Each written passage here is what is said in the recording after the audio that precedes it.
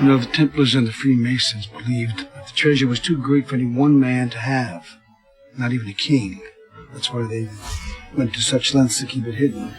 National treasure follows the quest for the lost treasure of the Knights Templars, possibly passed down over generations, from the ancient Templar Knights to the Scottish Freemasons, and then, just maybe, to the Founding Fathers of America.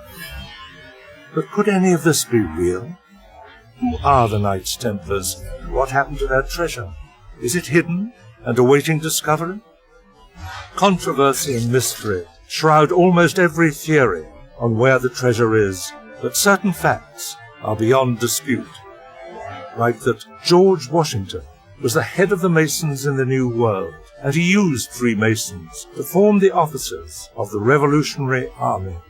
Nearly half the signers of the Declaration of Independence were Masons, and a number of people involved in writing the Constitution were Masons. Paul Revere and John Hancock were Masons, and these Founding Father Masons, they just may have known something about the Templar treasure.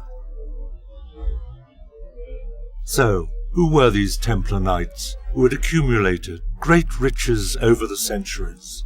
They were formed in 1118 in Jerusalem to protect Christian pilgrims in the time following the First Crusade.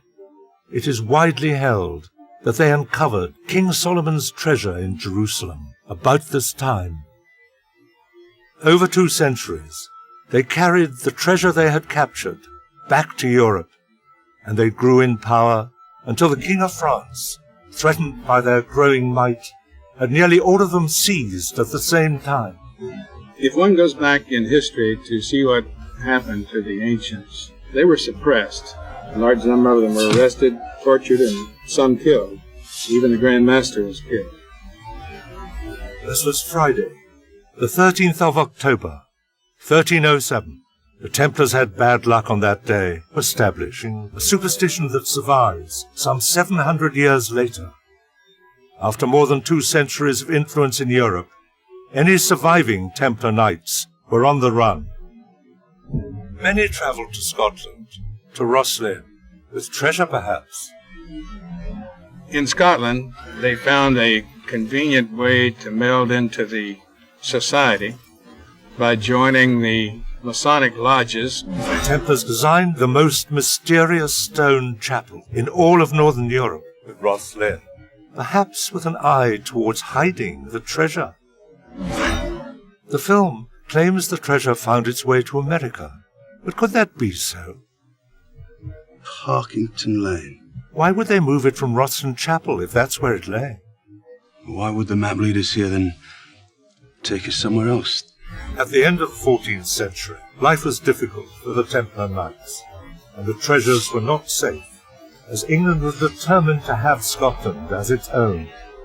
The Templars intended to establish 2 colonies in the New World, one at Nova Scotia, another to the south, in what is now New England. But what of the treasure? Was it later brought here? Wherever Masons went, they brought their marks. Wherever Templars went, they brought their marks. So 3rd degree Master Mason. Could American Freemasons, centuries afterwards, decode the clues of a Templar treasure map?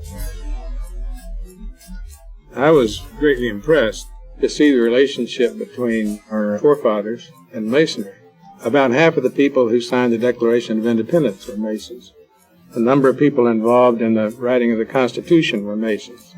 Benjamin Franklin was a Mason. It is conceivable that the American Founding Fathers, many of whom were Masons, could decode clues left behind in a New World. Our quest to retrace the journey of the Templar treasure through the centuries has led us from Jerusalem through Europe to New England.